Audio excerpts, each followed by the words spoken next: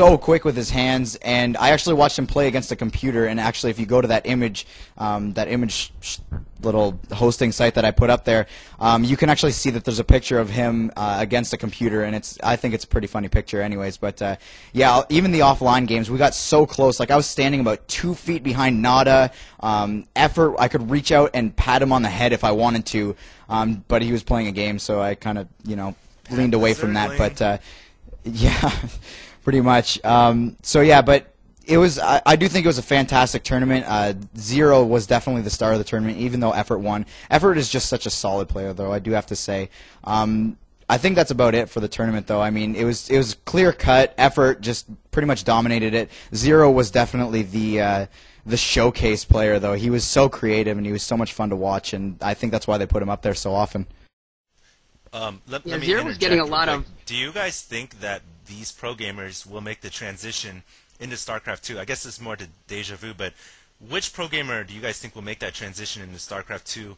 I suppose with the least bumps in the road, because I mean they've practiced Starcraft 1 so much, but Starcraft 2 is fundamentally different.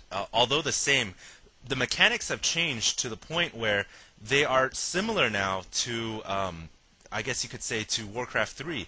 Now you've got multiple building select, and you've got automation such as automine. Are these things going to be detrimental, or how do you feel about this, Dejavu? And what do you think the pro gamers, how will they transition? I guess I'll take on the role of kind of asking questions here and there, and it'll make things kind of interesting. Well, I mean, I think it definitely depends upon the players themselves, their style, and especially their age even.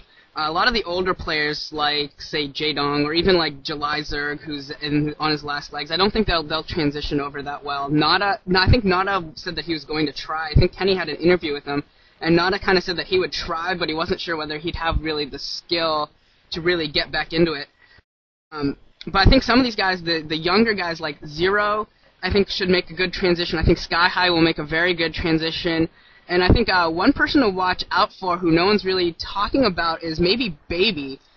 He hasn't really done a lot in SC1, but he's very, very, very young. He's clearly got the mechanics and the skills to belong on a SC1 team and learn the strategies and compete against the best. So he has that in his favor. At the same time, I think he's young enough that he'll be able to transition into the new StarCraft 2 strategies and adapt to that very, very well. And I think of all the SC1 players, just because of his age and because how early he was really found in his skill level, I think Baby might end up making a big splash in SC2. That's me going out on a limb, but I'm putting my chips on Baby. Yeah, definitely. I agree. What do you think, Phrank? Yeah, actually, I have a little bit even more to add to that. I know you covered Baby a lot with that little rant there, but I do say that Baby is probably going to be the best one transferred over. I've actually put a little bit of thought into this also, and he's actually, if you've watched some of his more recent games, not to be a spoiler, but in the GOM TV tournament, he was probably the most creative Terran player. His multitasking was fantastic, and in SC2 I actually think that it's going to be a lot less about macro and a lot more about the early game, all about micro, all about multitasking, just trying to outthink your opponent, out-creative them pretty much. I think it's gonna go back to the Boxer days because nobody's gonna know the optimized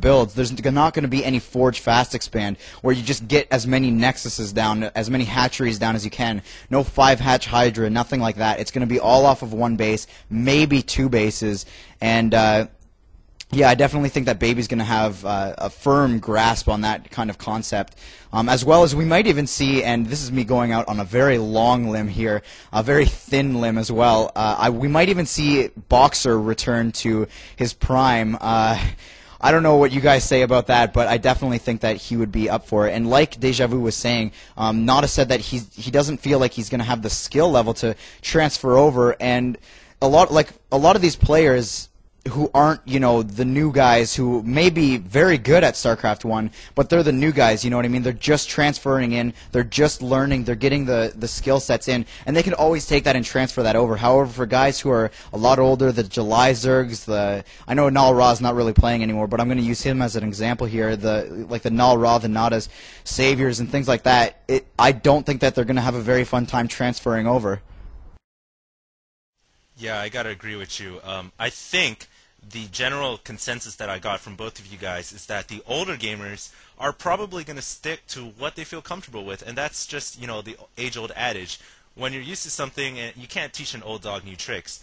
The newer players, though, such as Baby, the younger guys, they might have a chance to successfully transition over. And I think I'm going to open this out. I don't think it's just going to be Korean pro gamers. I think StarCraft 2 will be open to the entire world to try and take advantage of. I mean, with Blizzard trying to take control of the market, trying to take down Kespa, and trying to pretty much promote StarCraft 2 on the Battle.net, whereas before it was Kespa-oriented, I think that a lot of European nations, I think a lot of Ret, Hydra, Grubby, all those players, I think, have a great shot at making that transition over to StarCraft 2. In fact, I think Warcraft 3 players have a very good shot at doing so.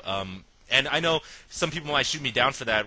People like StarCraft better than Warcraft, blah, blah, blah. But Warcraft has similar mechanics to StarCraft 2, but that's not to say that StarCraft 2 is similar to Warcraft 3. It's a complicated topic, and it takes a lot of discussing to get around. And I think, though, that I think StarCraft 2 will definitely make a major explosion on the esports scene when it comes out, and I just can't wait. I mean, it was just so fun when I was playing at the booths, and I don't know. Do you guys want to make that change topics to StarCraft 2, or continue talking about those pro gamers? Dejavu, Phrank? Well, I actually do have a little bit to say. I know you mentioned there about how StarCraft 2 may be a little bit like Warcraft 3, but not necessarily, because, the fans may not want to hear that. But at the same time, I can't help but recognize the fact that, yeah, a lot of the mechanics, for those of you who have ever played Warcraft 3 and StarCraft, you can make the same comparison once you sit down and play some StarCraft 2. A lot of the mechanics are a lot like Warcraft 3. You're using smaller armies. Macro isn't necessarily as important as micro. All the units have their own abilities, and I just personally, when I started playing it, I actually thought more of Warcraft 3 than I did of StarCraft. And like you were saying, I do think that a lot of the Warcraft 3 players are going to switch over. And another thing that you mentioned there is that Blizzard is pushing this concept of esports, and they're pushing it to be more competitive and all these different things.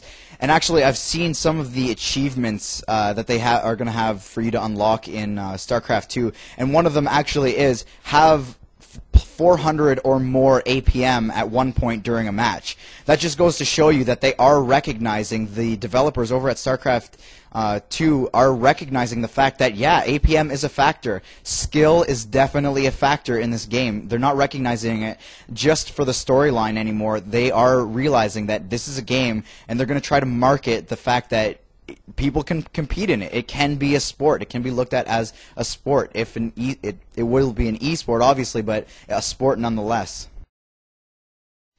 Yeah, to just talk about, I was just going to mention, to talk about, like, whether SE2 is going to end up playing more like SE1 or Warcraft 3, I don't think it's that simple. I think that the mechanics, are a lot like Warcraft 3, because there is not a similar population cap. The population cap in SE2 is still at 200, and the unit side costs have not increased at all. And I think what happened is, at BlizzCon, we were playing against a lot of new people, and a lot of people didn't know how to defend adequately and against all these new technologies. So you saw a lot of games end after the very first rush, or after someone used a unit that you weren't expecting, like the Banshee for Terrans, that would come out and just start annihilating your probes or your drones, and you weren't expecting to have to defend against that, because rates usually, which is what you'd expect from a Terran player, took so long to kill you that you could easily transition to fight against it. When Banshees came, they came very quickly, and it could be a game changer. But I think as the game develops, pretty quickly, in fact, I think, as soon as people figure out how to defend, and we saw this in SE1 too, as soon as people figured out how to do the Terran wall, and you saw games get a lot longer, and you saw a lot more macro builds, as soon as that gets going, I think you'll go back to the SE1, where everything's very freewheeling, where you can see fights going off on different areas, and in different areas of the maps, and I don't really agree with the idea that they're small armies. I think it's only small right now because people haven't figured out how to really get to the late game. I know me and HD actually had a game where we played for like an hour, and we were playing with food counts. I don't know. I was probably at like 140, 160 for parts of them, and we were fighting at 2 or 3 parts of a pretty big map. I think it's I don't think it'll take too long. As soon as people figure out how to defend against some of these tech rushes, But we'll go back to the large armies macro style of SE1.